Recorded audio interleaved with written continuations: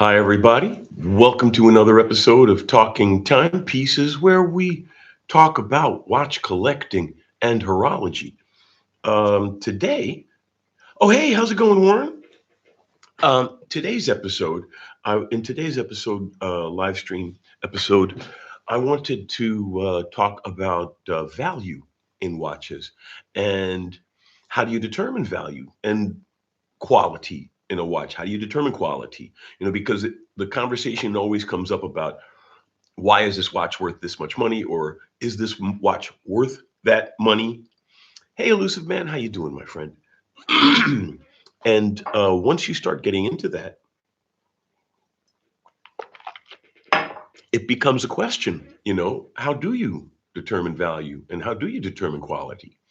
But first off, you'd have to define what you consider value and what you consider quality, because everyone has a different interpretation of those two things. Because even though they're complementary, they're not identical. I mean, they don't mean the same thing. Because, for example, you can have something that is maybe not of high quality, it's functional. Um, because when we talk about quality in luxury products, we're not talking about basic functionality. You figure you've gotten that out of the gate. So a basic watch without any decoration and is just a functional watch would may not be looked upon as a quality watch by some collectors, but it is a functional watch of a level of quality to manufacture and quantity and sell in the marketplace. And then it provides a high value. Whereas that high quality watch with the high level of finishing may represent a low value because of the uh, costs that purchasing a luxury product entail. You know, so what defines a watch's quality and or value is highly subjective. Um, it's to be as objective as possible when you think about those things, but we all are going to have our own interpretation about what's more important, value or quality. And by quality, as I said, more along the lines of a premium or a luxury product. That means quality beyond the basic aspect of reliable functionality, because that Honda also starts every morning, and that Lamborghini may not. The Lamborghini may not represent the same value a Honda does, especially when you have to commute to work with it every day. So, quality, value, the je ne sais quoi, as they say, of luxury and premium products as a whole. It's something you have to really think about. And then once you determine what you consider quality and value, you then have to determine how important is either in your watch collecting journey. You know, in a balanced collection, you should actually have both. You should have some high quality, potentially lower value pieces in your collection, and some lower, I wouldn't say lower quality, I would say more basic pieces with a high value. You know, I just sold my Hamilton, so I can't really show you that because that is the epitome of a good, reliable piece, but and at a low price. This Fortis B42 is a fantastic tool watch, screwed lugs, screwed bracelet, robust, solid steel, highly legible. This is a great value. I mean, it's not cheap, but then again, once you get to various levels of quality, fit, and finish, nothing is really cheap. Even that inexpensive Hamilton would run you new between $600 and $800, depending on the model and variation and the like. Um, to some people, that's a lot of money for a watch. To some people, that's too much money for a watch. So once you make those determinations about how much you're willing to spend, what kind of pieces you're interested in, then you have to start looking at where the value in those pieces are to you, and then what areas do you look at to determine the quality of that watch. Hey, Malad, how's it going, my friend?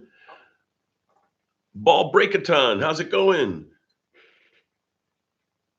Well, that kind of person, someone's talking about a fake watch wearer, a notorious fake watch wearer. He's not notorious for wearing fake watches, but probably will be for that as well.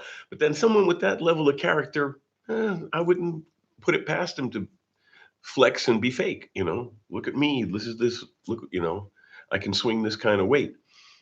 You get more respect having something that you can afford, that is a good quality piece, like that Fortis, for example, instead of a fake Rolex or a fake Vacheron or a fake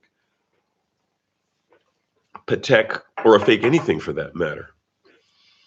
You know. Good evening, Oscar. How's it going? And David H. Daniel. Hey, Daniel. Nice to see you again. Miranda, Jean, JFD Omega. Well, you're not that late for the chat. We're only 6 minutes in. But yeah, that whole question about value and quality, is it worth it, is highly subjective. It's based upon how you feel about it. If you don't like, for example, if you don't like complicated watches, you may not think this Longines is a good value at all, because you're like, well, why would I even spend money on something like this? But if you're into complicated watches, moon phase calendars like this Longines, um, the fact that you can get this used, this is worth probably about 3K, give or take. New, actually, I'm not sure if they currently make a moon phase calendar new, but you could definitely get a moon phase from them new for well under 10K. A nice dress moon phase that evokes the Jaeger-LeCoultre ultra thin, for example. It's not ultra thin like the Jaeger-LeCoultre, but it also costs a third as much. And see, so a watch like that, if you're into complications like moon phase, then that's a value watch to you, because you can gain those complications at a lower price. Or for example, maybe you want a Rolex or a Patek or a Vacheron, and you find something of that nature in that category. Like there are some excellent dive watches. You can go other name brands like Omega or Longines, for example. Again, fantastic value. The Aqua Racer, for example, you can get the Aqua Racer GMT, I think, for well under 5K, and that is a great value in a premium dive watch, and it has the GMT complication, which makes it a very good value for the money, and it is of a high quality, because Longines doesn't make crap. It doesn't have angulage, for example, in the way, hand rubbed in the way of some of these other watch companies, but they've got perlage, and they've got, Côte de Genève, Geneva Wave, and the pieces are nicely polished and finished, and they may not have angulage, but at least the edges are not raw. And yeah, you can get a good piece from Longines, and the movements are, your standard. Well, actually, they're not even your standard ETA movements, and in some cases, they're highly specialized ETA movements. If you buy the Longines master version of this lunar, moon phase calendar, the master collection moon phase calendar has a column wheel set value 7753 based movement. I have yet to find another company that has column wheel 7750s. So Longines actually has something special there, which makes it also a great value, because you've got a great watch with a nice, well, I wouldn't call a column wheel a complication, but a nice mechanical functionality, a higher level than you would find in a standard value 7750 based movement that wasn't also modified, because some companies do buy them or license the manufacturer of them and make modified versions of that movement. But the fact that Longines has their own variation of it just tells you something. And again, that's a value company. But then again, so is Fortis, because this went to space too.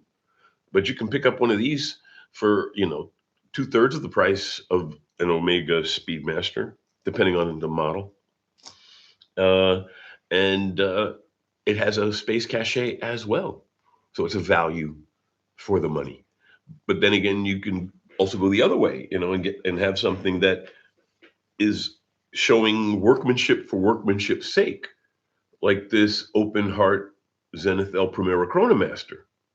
So to some person, I look at more from the mechanical complication aspect of it, but to someone who wants to just say, oh, well, that you can see costs at least a little bit because they put so much effort into it that is visible to the naked eye. And the nice thing about a well-made piece like that, it's like a high-res image. The closer you look, the more you see. Whereas in a piece that doesn't have that level of finish, the closer you look, eventually you start seeing the flaws. I mean, if you look close enough, you'll see flaws in any manufacturer, unless it's really, really high level finishing. Um, but you, based upon how you value that, that also determines, yeah, how you value that quality. So it's the terms are, yeah, as I was saying earlier in the episode, they're complementary. They leverage one another. They are related, but they're not the same thing. Elusive man. Value is basically what the wearer owner gives it. Exactly. Highly subjective. I, for one, place high emotional value to my pieces. Most were purchased due to an achievement or a special occasion, hence why I never go hype. Well, see, that's a good thing because then the watches have a value beyond their functionality. And obviously, I've seen your collection. For those of you who don't know, I actually have a video going over Elusive Man's collection, and he's got some really interesting pieces, some nice Rados and the like. Um, and for example, there are a lot of collectors who don't even pay attention to a company like Rado, or well, actually, Raymond Weil has recently gained more attention from watch collectors because of their victory in the Geneva Horological Awards. But companies like that, upper mid-tier Swiss companies that, without anything really distinctive of them, well, the Diastar on the Rado side, um, but that's an old design, and they're newer. I think they're trying to find their footing in a newer design. The Captain Cook from Rado is a retro design, and that's done actually quite well. But then that's a really nice diver. Again, if you wanted a nice diver and you didn't want to drop that kind of money on a Rolex, you could get yourself a Rado Captain Cook and be very happy with it. Again, value for the money. Miranda, I like watches without complications and clean dials because I can just put them on without setting stuff like date, etc. Well, time only watches are very useful for that purpose. You like this Bulova Lunar Pilot, no date. It's a chrono, so it has a nice complication. And this is the meteorite dial version of the Lunar Pilot, but it's a no date, so I can just hop up and change it if I need to. But then again, this is a quartz, and it's got their high beat, 262 megahertz, and so actually I don't need to set it when I pick it up. So that's the ultimate convenience. I shouldn't say the ultimate. There are other quartz watches in the world, but I mean it's one of the highest levels of convenience you can get with a watch is just to have a quartz piece, and to have a nice quartz piece is worth the trouble. I mean, many of you have heard me, you know, wax poetic about my oyster quartz. I really think that it is a an interesting and special piece of horological history when you consider, what it represents as a horological piece, because it isn't a typical quartz piece. It's actually an electromechanical movement with a quartz controlled temperature compensated motor driving an 11 joule escapement. So that tick tock on the oyster quartz is actually a jeweled escapement and a gear. So you can get, and uh, FP Jorn makes a really nice quartz, I believe. I couldn't afford it myself, but some of you can. So quartz watches provide a high value, but to a some, so let's say, for example, to a mechanical watch aficionado, a strict one, they would turn their nose up at quartz and smartwatches because, well, as I've said before, quartz watches are not in the same realm as smartwatches because a smartwatch is really an intelligent wearable device that timekeeping is a secondary functionality, and a quartz watch was made to tell time. And quartz watches, time only quartz watches, are as obsolete as mechanical watches when you think about it compared to a smartwatch. Apple won the quartz wars, you know. But Miranda, maybe you could think about something in between, like something with a really clean dial, but with an extra complication. Like this is an annual calendar, so the only giveaway is it has a month hand. But otherwise, it's and it does have that. I like the script though of the months in between the indices, um, and it's a pretty clean piece, but it has a little bit of extra functionality that doesn't overburden the dial layout, at least in my opinion. Elusive Man, Longines is an excellent brand all around. Yes, sir, and they have a good legacy as well. You know, the Movement Mensch. Hey, hey, hope I'm good. Well, actually, I'm on the 3rd of March. I'm going to have major dental surgery, so not looking forward to it. And I may not be able to do an episode afterwards, but I'll let everybody know if that's the case. But I'm figuring it's going to take me at least a week to recover from having a metal plate put in and the wisdom tooth extracted. They're worried that the wisdom tooth would leave too big a hole in my jaw, so they're going to put a metal plate in to stabilize it. That'll be fun. Not looking forward to it, but the show must go on in every sense of the word, and I got to get it done. Ah, I'd say my Omega is in my favorite brand these days. Rado and Longines very close behind. Um, yes, they are good. Those are all good brands, you know. And like I said, Rado's a little underappreciated, and Longines is a little underrespected. The Movement Mensch. I require some heritage to feel the piece has value. I've tried some great small brand watches, but they never stick. They don't feel special enough. Um, my friend Chris picked up a Sherpa recently, and that's a really cool micro brand, and they do put a lot of look them up. It's better if you discover them, but they put a lot into the pieces that make you respect them beyond just their timekeeping ability. You know, and there are other companies like them. Sherpa's not the only one, but they are. It is hard to find a piece without a heritage that doesn't give you that weight. But then again, how far back does it need to go? What happens? What if the company's just really, really cool for the last decade or so? Like, or think of some companies that have really become what you can call a true independent brand, like Formex. You know, um, there are some good alternatives out there that provide again value, and some of them are also very high quality. Like Formex has a whole family of, and they sell them out every time they have a batch. Meteorite dial watches, but Meteorite is metallic, and you can gold plate it, and he's done gold plating on them and other things, and they really look stunning. Beautiful pieces and reasonably priced. You know, Miranda's agreeing about Longines. The Omega is exactly my style. See, there you go. Thinking about the Aquaterra. The Aquaterra is a nice piece. The Aquaterra is a nice piece.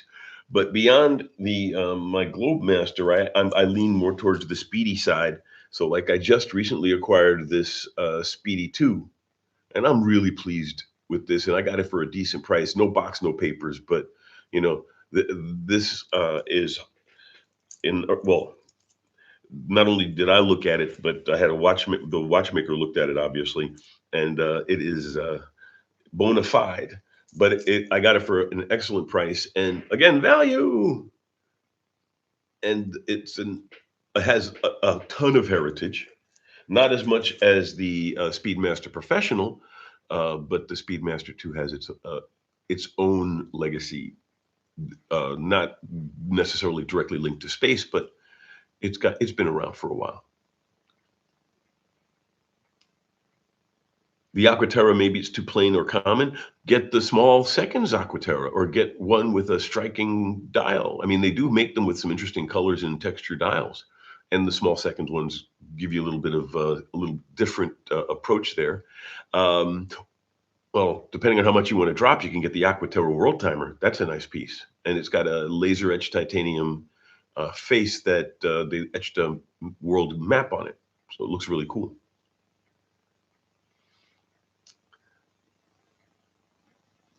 Demonstrathatos, hey, how's it going? Before gold went ultra crazy, I pursued all gold watches. Many non hype brands could be bought for slightly over gold value. Now my collection is worth more in gold alone. Forget the watch value. Well, and actually, um, Damon, actually, that's one of the things I talked about. I believe it was last week or the week before, in that a lot of really good watches now are being scrapped. Sometimes the movements are being recovered, sometimes not. But a lot of really good watches are being scrapped now, especially vintage pieces from the 30s and the 40s from brands that aren't that well known. Um, they're being scrapped for the gold weight of their cases and bracelets because, yeah, as you point out, the gold's worth more than the watch. And unless it's a highly collectible watch, like a Rolex President or something like that, then boom, off to the scrap heap, into the forge, you know. And if you're lucky, somebody will rescue the movement. But now that brings up a new case, no pun intended, a new issue where we might start seeing Frankenstein pieces out there with well, actually we are seeing them in the pocket watch world and some wristwatches as well, where they're taking old Omega pocket watch movements that they probably scrapped the case for gold value and stuffed them into a cheap uh, case with a one-off weird um, face and peddling them as married watches, you know, admitting that yes, this is the case in a movement in a case. If you press them, you know, they're not going to directly lie to you, but the implication is that that is, you know, a normal thing to have this vintage movement in this knockoff case. So it's a complicated issue because you can't tell a person not to do what they want with their property. Um, to say no vintage piece with more than two complications can be scrapped if it's gold. No, you know, you can't really do that. So it's a thorny issue. But gold's coming down a little bit. Let's hope that saves some watches. Ravi, hey, how's it going, Ravi? Hope we're doing well. Do I experiment and buy different straps? Yes. And where do I go for leather straps? I'm thinking of trying out one of those Southeast Asian handcrafters in Etsy. I actually have purchased. I mean, I have a whole playlist. If you check the archive, I have a whole playlist in the videos on fun with watch straps, where I take watches and swap as many different straps as I have on hand with them. I got, yeah, at least, I don't know. Well, they go with the watches sometimes. I think I have at least half a dozen um, NATO straps lying around and two or three leather straps. And I have, in some cases, I deliberately went out and bought the factory variants. So I have the original factory brown leather, no, sailcloth leather that came with this one. And then I bought a custom blue leather strap that I currently have on the Globemaster because it fits it better. But I also then went and I bought the Speedmaster factory bracelet, which I wind up leaving on it all the time anyway. But the Globemaster came on a brown crocodile, and I just realized that this blue calf is just so much nicer. Put it on Omega hardware, of course, suits the watch much better. Omega, ironically, doesn't make a metal bracelet for this specific model.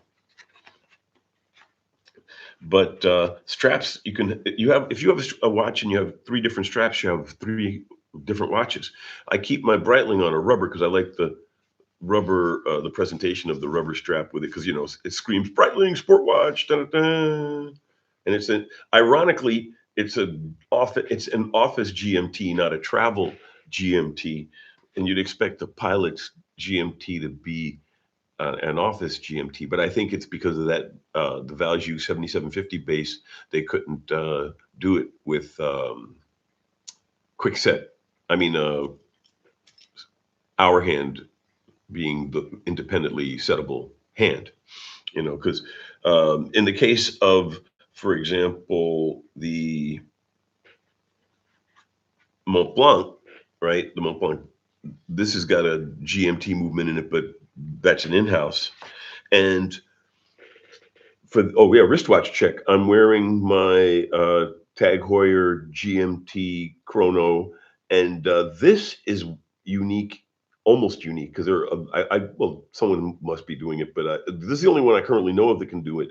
It has a quick set date, and you can change the local hour hand. So it is a travel GMT with quick set date. You just like in the travel office GMT, but instead of when you turn the crown and the GMT hand goes in one direction and the date goes in the other. On this, the local hour hand goes in one direction and the date goes in the other. So you can use it as a travel GMT, and still have a quick set date.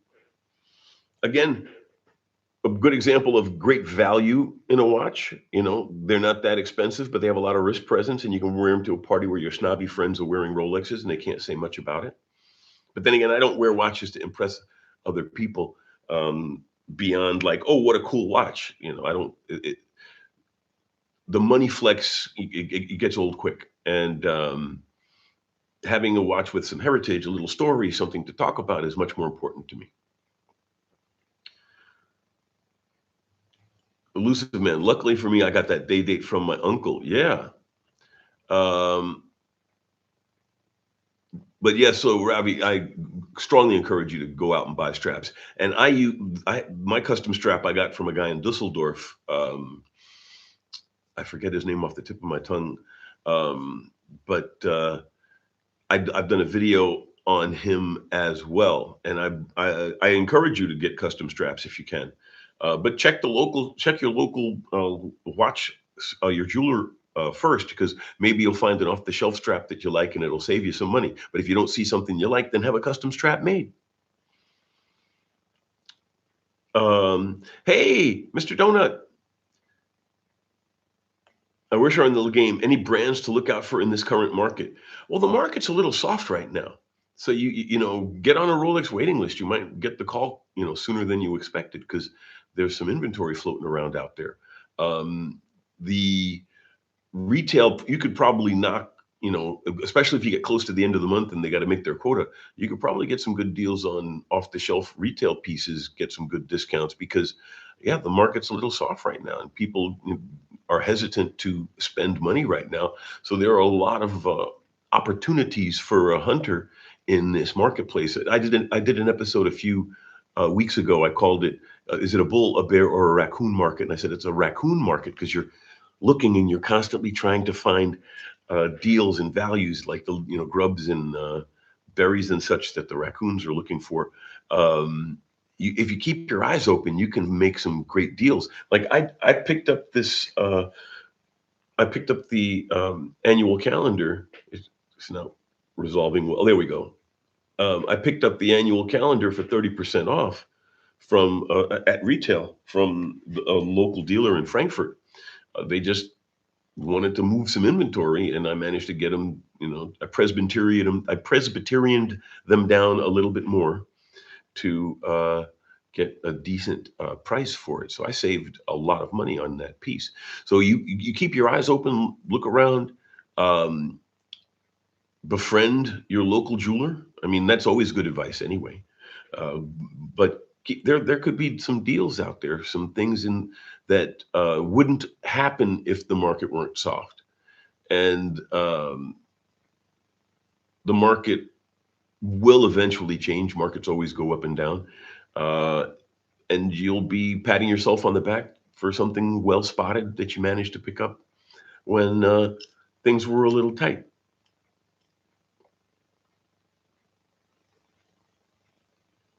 Ravi, how do I store my straps? Either the available folios are too expensive in Europe or I should import them. I have one that's made out of, just cloth. I've shown it in other episodes. It's all the way over on the other side of the room in a closet, or else I'd show it to you right now. But you know what I'll do is I'll show it next episode. On the next episode, we'll talk about watch accessories. How's that?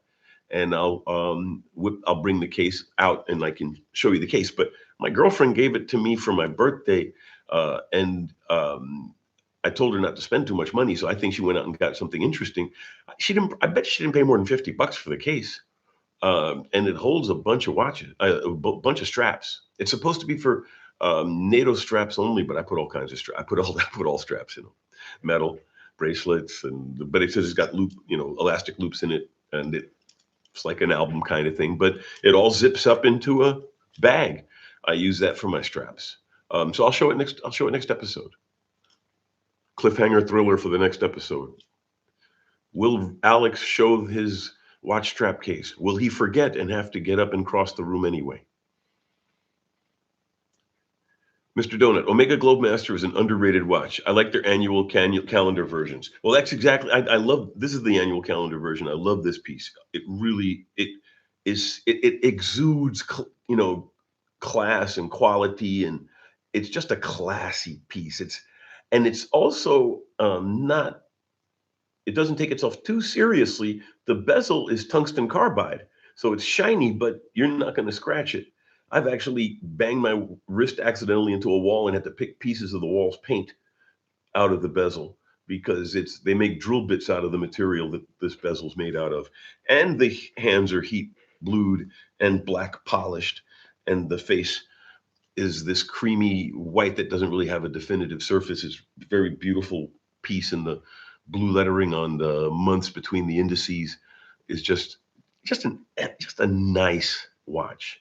And depending on how you look at it, it's a value because how much are you going to pay for somebody else's annual calendar? And this is a beautiful annual calendar. And if you were going to get an annual calendar from one of the triumvirate, you'd have to spend 5 figures at the minimum to get something with that kind of a complication in it. The Rolex annual calendar is also a GMT.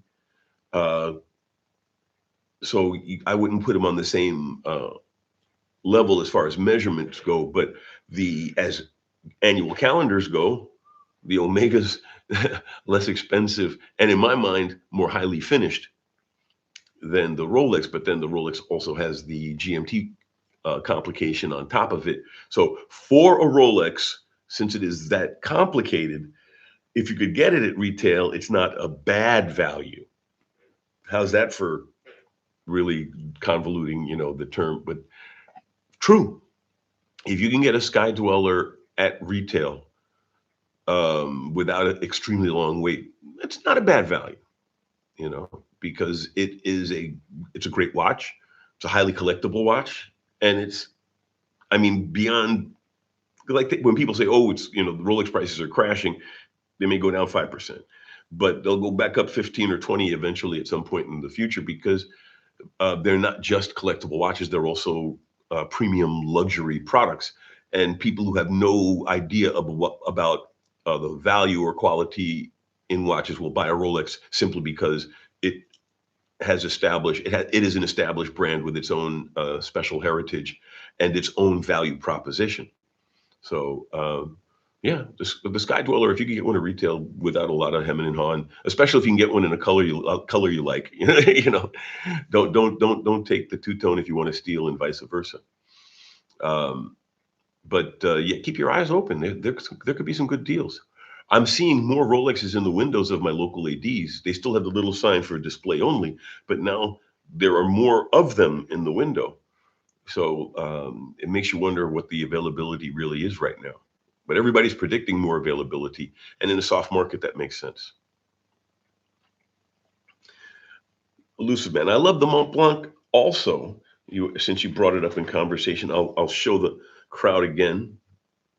There we go. It's also a GMT. The GMT hand is hiding behind the wrong side.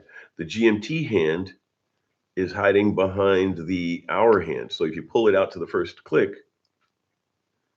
well, you see, there's the GMT hand. There we go. See? And then you put it back,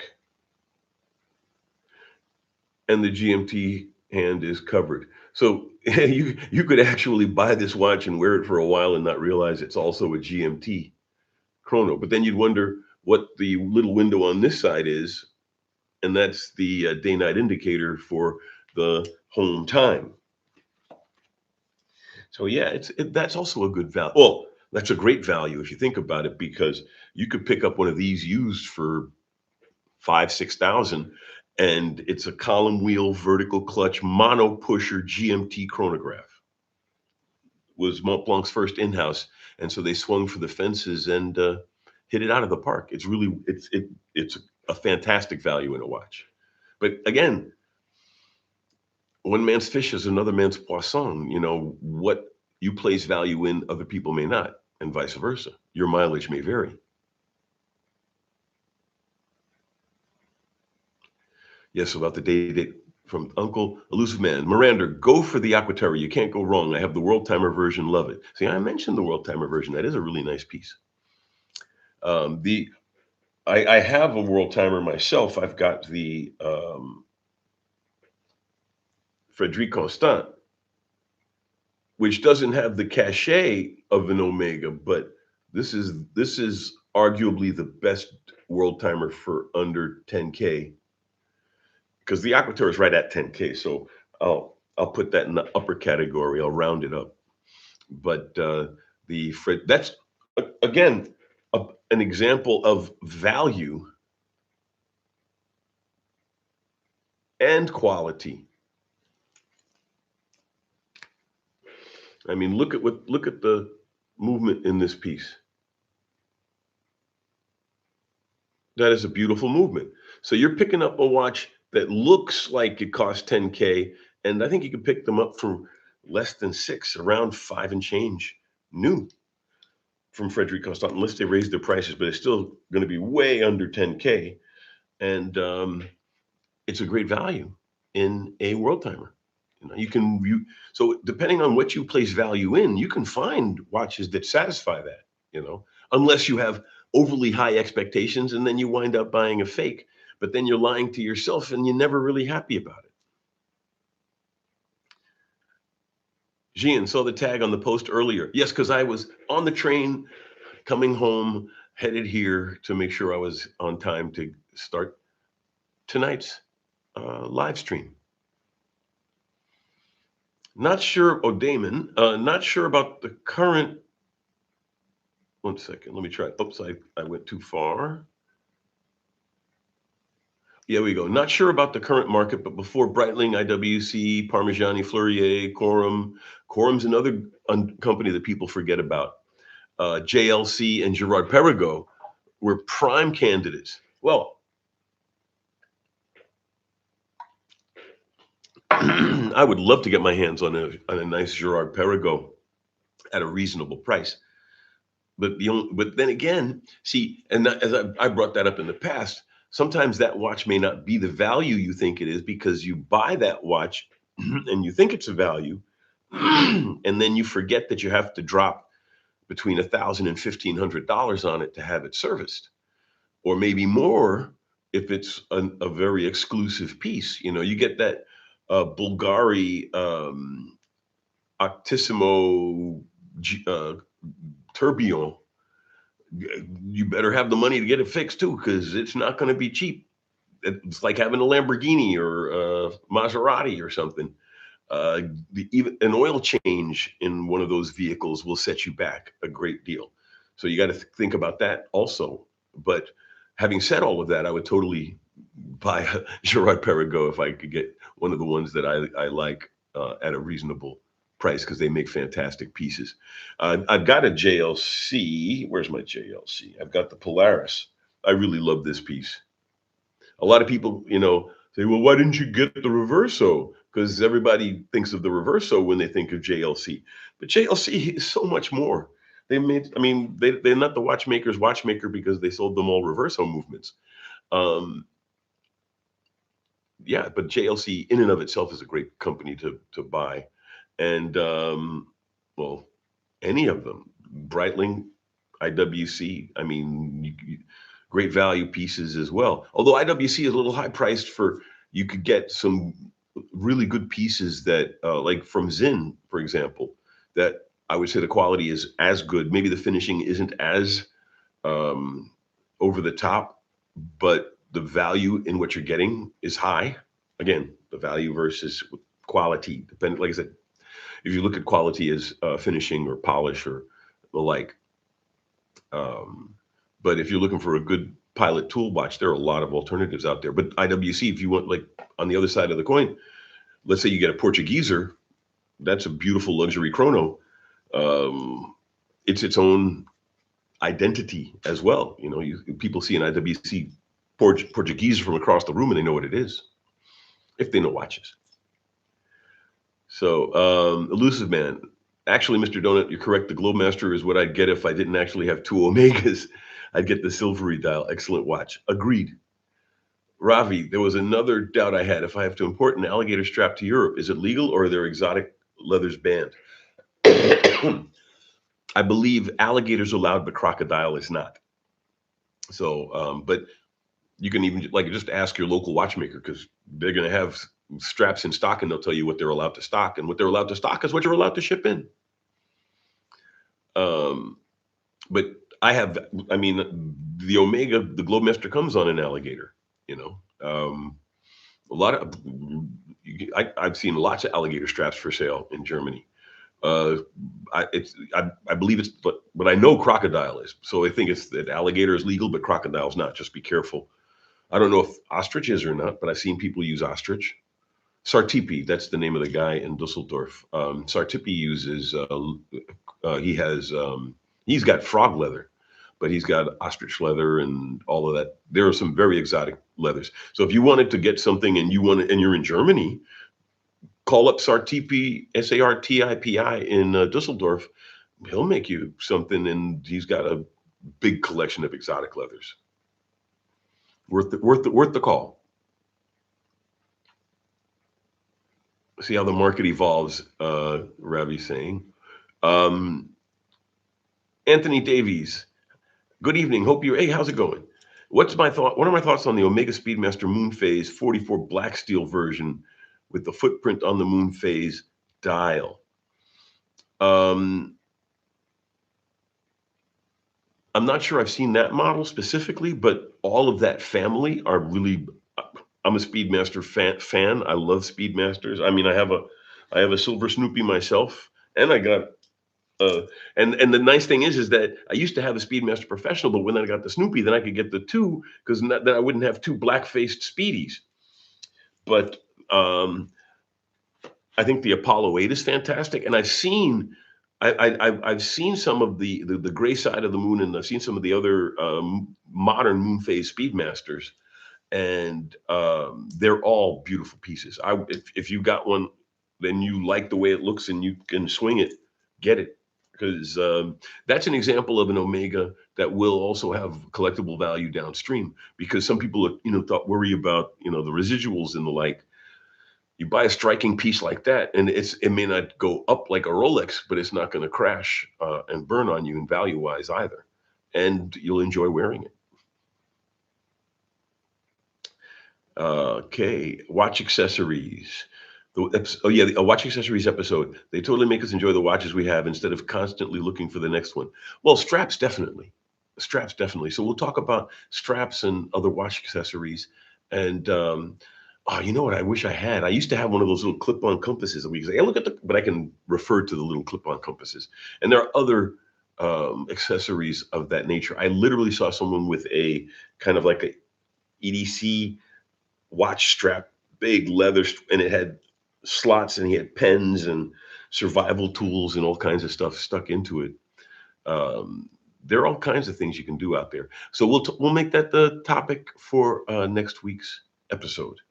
We're about 3/4 of the way through today's show, so let's make sure we get caught up in all of our questions. Before, I don't want to run out on everybody or anybody.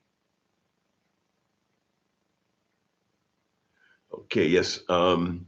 Donut, did they make an all tungsten carbide watch case? That would be a good idea for Omega. It would cost a gajillion dollars because, I mean, think about it. They make drill bits out of the stuff. So imagine machining a case out of it. You would need diamond tipped drills to cut the tungsten to even be able to shape it. It's too hard. The metal's too hard. They probably uh, either cast or forged and then polished the bezel to get the tungsten carbide bezel on the on the Omega because it's easier to do a ring and then maybe stamp it with a humongous press or grind it away and then polish it than to actually hollow out a chunk to make a case. Maybe you could bolt plates together like they did with first generation sapphire cases, but it would be a high bar. It'd be a high bar. Better, as much as I'm not a big fan of tantalum because the potential of the conflict material, uh, but I'd be a hypocrite because electronics are full of tantalum. But a tantalum watch case would be a cool, alternative to steel that you don't want it to be gold or platinum. And tantalum is also a very dense metal, and it has a very interesting gunmetal bluish kind of luster. It's really it is a nice metal, and but it's used mostly by the high end boys, so you're not going to get many discounts in it. But a tungsten carbide watch would, yeah, it would cost too much to make. It wouldn't be worth the juice. Wouldn't be worth the squeeze, as they say, or at least from my viewpoint. Maybe someone else has a different point of view on that, but that's how I think about it.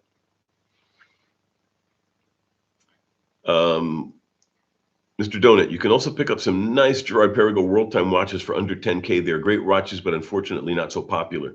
Yes, they are. I think they're very nice. I was thinking about getting, I think they call it like the New York or something, or like a bunch of an acronym I forget for that specific one. WWTT, I think it called it. WWTC, the Gerard Perigo. I was really thinking of pulling the trigger on one, and I might still. I might still, because I'm at the level of my collection where unless it's really something interesting, I don't have the funds to get something that's really high end. But if something really interesting came across my path, I'd be open to it. But I don't. But and a Gerard Perigo World Timer would actually be a really good addition to the collection. Sheehan, and I had beer as well. Yes, I did. That's the nice thing about German trains. They serve beer. Um, Damon says Gerard Perigo World Timers are based on Kurt Klaus IWC's. Oh, Kurt Klaus of IWC is the famous movement. Oh, okay, that makes sense. The IWC World Timer movement. I get you what you're saying. Well, IWC. A lot of people don't think about how many good high complication watches. They also IWC has a whole family of perpetual calendars, which awesome.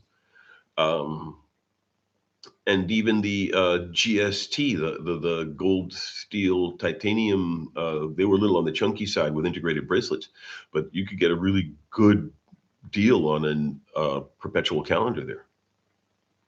See, again, and watches like that probably in this market would be a little softer. You might be able to make them an offer that they won't refuse. You never know. Stingray straps are also nice alternatives for watch straps. That's true, Mr. Donut. And Damon, he goes, "Yep, Damon, you know your stuff." Referring to the reference about the IWC movement in the GP. We all listen and learn, as Damon points out. Stench Finger, how's it going, my friend? Just bought like 12 NATO straps for Lunar Pilot Meteorite. Looks darn good on all of them. It is. Well, the nice thing about the Lunar Pilot, especially the Meteorite, well, the Lunar Pilot with the black face will go with anything. But the Meteorite dial, that interesting gray crystal pattern, I mean, it's a neutral looking watch. This is the factory leather, but I've worn this on a lot of NATOs. And summer's coming. NATO time for half of these watches. Half these watches are going to wind up on NATOs when summer's here because I'll put the Globemaster on a NATO if it's hot. I've definitely put the Zenith, the El Primero on a NATO. The Breitling, of course, would come from the rubber. Put it on a NATO. Yeah, summertime is NATO time. You can. And the nice thing about that is you can take the strap off and rinse it and dry it if it gets too sweaty, and then you can swip while it's drying. You swap it out and put on another strap.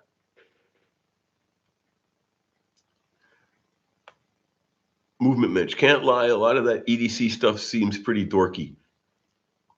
Agreed. I keep my EDC down to I have an Army P38 can opener on my keychain and a mini Swiss Army knife. That's about it. Oh, heavy tantalum. Tantalum is heavy. And it's Dr. Bob's nightmare. It's a dense metal. Um, and it does look nice. But then again, if you once you start talking about at that high level of watchmaking, materials do count. And tantalum at least won't be melted down for its tantalum weight. I mean, you might be able to take it someplace, but yeah, tantalum isn't this. It isn't as fungible as gold is. A tantalum cased watch will probably retain its skin a lot longer, and it's an impressive metal. But then again, so is steel. I like steel watches. I have no problems with mine. I think a good looking steel watch is worthy. The only I don't even have a gold. I have a two tone. The only thing I got two tone is the oyster quartz. So yeah, but to referring to an earlier part of today's conversation, a lot of watches being scrapped for their gold, sadly. Yeah. So, Mr. Donut, I think the WWTC GP would be a great addition to my collection. I do agree. I haven't gotten there yet. Well, first off, I've been keeping my eyes open because I want a specific because they have them in different styles and um, patterns and colors, and I want the right because I've been keeping an eye out in the market, and they do come and go, and maybe I'll pull the trigger on one when the time is right and it's the right, everything's working out.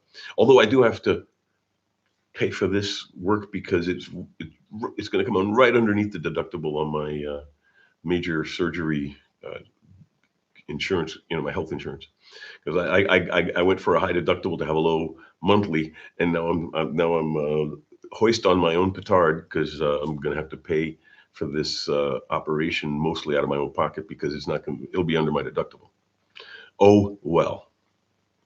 So let's see. Any more questions, my friends? Otherwise, I will summarize and we'll sign out. But to summarize, value and quality are intangibles, and they're highly subjective. They're what you believe, because you could agree with someone completely on everything and then disagree on whether white gold or yellow gold or rose gold are the best case materials for a watch, for example.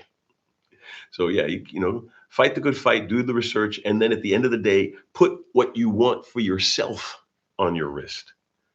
Don't wear a watch to impress other people. Wear a watch so you feel good about it. And if you're lucky, other people will resonate. Like your clothes you wear. You don't wear clothes specifically to impress other people. You wear clothes to express your style. You try to make them look nice together so that you present a good appearance to people and they go, oh, hey, nice outfit. Same thing with a watch. It should be a reflection of you and your taste, not what you expect other people to see you wearing. At least that's my opinion on that.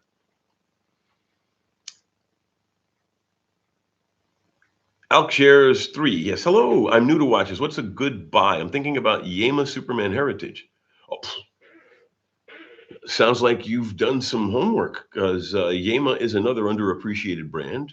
Superman's a good line, and the Heritage is a nice watch. Yema makes some very nice pieces. They even have a micro. They even have a micro rotor automatic uh, series. They have a movement, and so they've even got some watches with micro rotors in them. Yema is another underappreciated company.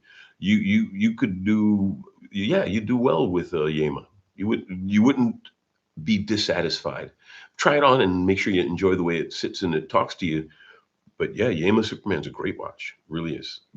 Anything from, I mean, Yama's another good company that makes good pieces that you can rely on. Value. And Yama also have in-house movements. Yeah, their micro rotor is a in-house, um, and they've got some other pieces. And they recently did an album last year. I think they did an Alan Silberstein. I have a video on that in the archive. They did a Silberstein collaboration. Nice piece. Getting ready for the crazy American Super Bowl here. Thanks for running a watch show beforehand. The only show not politicized. Watches, I've always pointed out, watches don't have, politics, religion, race. My joke is then I say sex, no sex, because watches don't have any sex either, unless the watch unless it's a dirty watch and sex is on the dial. But watches are a very, very pure hobby. Well, cars are too, and pens. There are a lot of, usually they're mechanically oriented hobbies, but knitting is non-political, unless you make patterns that spell out things, but that's a different issue. There are a lot of hobbies, model trains. But yeah, I like the fact that watches are non-political and we can talk and we can engage. And I have friends who are on the opposite side of the political spectrum from me who buy watches from me and enjoy talking with me about watches. It's a topic we can both get into and enjoy. And a lot of people could, if more people talked about watches, there'd be less strife in the world. But that's obviously, almost a joke. It's not quite a joke because if they did it, it would. But it's almost a joke because nobody, the world's not going to drop everything and just talk about watches. But it would be fun if they did. Yeah, look into Oris's. And Oris is one of the few private watch companies at that level in the industry. Good company. So we're pretty much at the top of the hour. I'm going to go ahead and call it. Have a fantastic evening. Enjoy the Super Bowl. I think the Hawks are going to win, but then you never know. And take care of yourselves. Have a fantastic week, and most especially have a great evening. Bye.